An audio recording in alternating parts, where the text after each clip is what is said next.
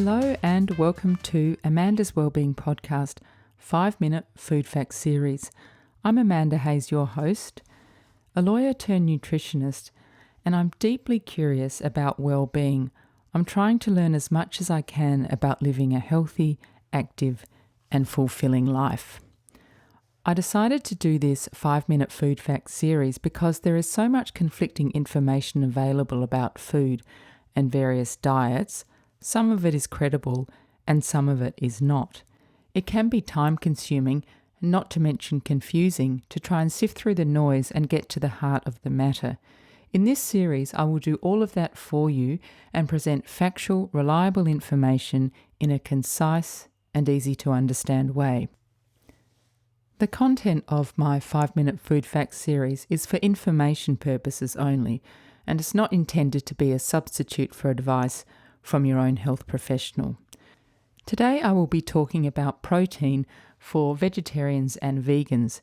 It is the third in my 4-part series all about protein.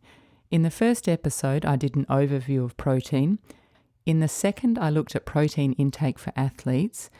And in the next episode after this one, I'll look at protein intake in people over 40, plus the role of protein in healing from injury and trauma. Just a very brief recap. In episode 1, I looked at what protein is. So it's made up of chains of amino acids. There are 20 amino acids, 9 of which are considered essential. This means that we need to consume them in our diet because the human body can't synthesize those essential amino acids itself. I also looked at the numerous roles of protein in the body, protein turnover and how proteins are synthesized, and how much protein we need. So I won't go over any of that again here. However, I will recap what protein quality means because it's very important for vegetarians and vegans to appreciate that. Protein is often referred to according to its quality or biological value. This relates to its amino acid composition and digestibility. Digestibility means the amount of protein absorbed from a given intake. And for animal protein, that's 90 to 99%, whereas for plant protein, it's more like 70 to 90%.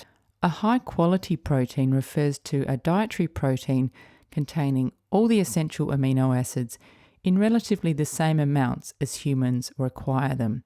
Animal foods are high-quality proteins, and this is not a moral descriptor at all. Plant proteins, by contrast, tend to lack one or more of the essential amino acids. And remember that if one essential amino acid is lacking, protein synthesis is impaired. However, what I do want to emphasize in this episode is that you can get all the essential amino acids you need, in other words, all the protein you need, on a plant-based diet. The American Dietetic Association says, "It is the position of the American Dietetic Association that appropriately planned vegetarian diets, including total vegetarian or vegan diets, are healthful, nutritionally adequate, and may provide health benefits in the prevention and treatment of certain diseases." Similarly, Dietitians Australia agrees and says on their website, "Vegetarian diets can be really healthy, but they need to be carefully planned to make sure all the nutrients you need to be healthy are included." We have some good examples of plant-based athletes out there who demonstrate that well-planned vegetarian or vegan diets support their performance, and Scott Jurek and Rich Roll are the ones that come to my mind. It used to be believed that vegetarians needed to combine various plant-sourced proteins in such a way as to cover all the essential amino acids at every meal. An example of this is grains are low in the essential amino acid lysine, but legumes are high in lysine, so combining them would provide you with all the amino acids you would need. As our understanding of protein metabolism has improved, the accepted position now is that plant sources of protein spread throughout the day will ensure that all essential amino acids are covered. The key really is to include a variety of sources of protein. So then, what are the sources of protein for vegetarians and vegans? For lacto-ovo vegetarians, cheese, Greek yogurt and egg are all excellent sources of complete protein. Some good plant-based sources of protein include soy products like tofu, tempeh, and edamame, quinoa, and chia seeds, and all of those that I just mentioned are complete sources of protein. But because, as I previously mentioned, they are plant sources, not animal sources, they are not as bioavailable. Other good sources are nuts and seeds like almonds and sunflower seeds, lentils, beans like kidney beans, black beans, and chickpeas.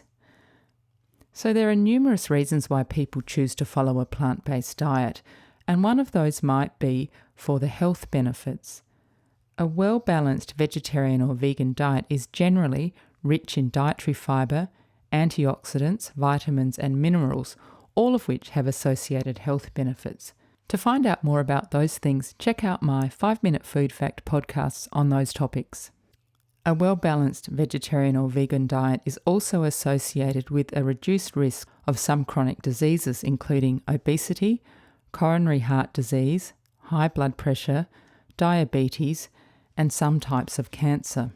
It is also important to note here that, in general, vegetarians tend to exhibit other healthy lifestyle choices, such as not smoking and being physically active, all of which together contribute to the lower risk of chronic disease. It is, of course, entirely possible to eat a very unhealthy vegetarian or vegan diet full of high sugar, low fibre, processed foods.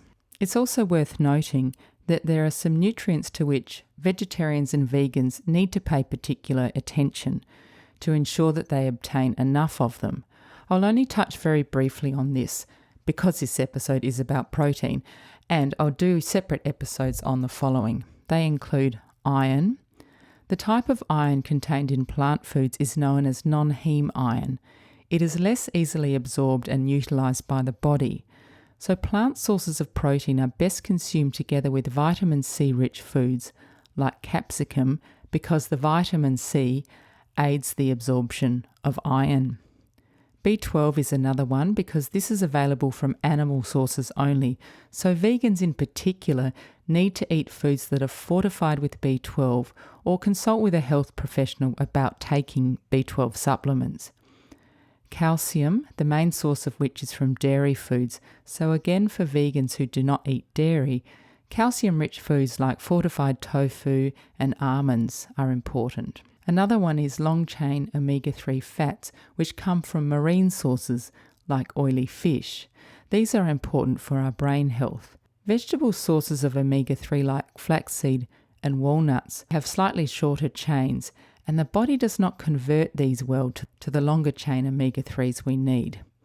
I mention this because it's something to be aware of and to speak with a qualified dietitian or clinical nutritionist about. And just to sum up, no matter what dietary pattern you choose to follow, the best, healthiest way to approach protein consumption is to spread it out over the day. I would also say that for plant-based eaters, including a variety of sources is vital to ensure you're consuming all the essential amino acids. And do your homework. Understand the different sources of plant-based proteins. Thank you for listening. Although that was brief, I hope there was something useful for you in that podcast.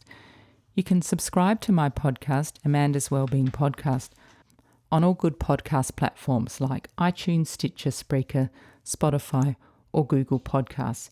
You can also subscribe on YouTube.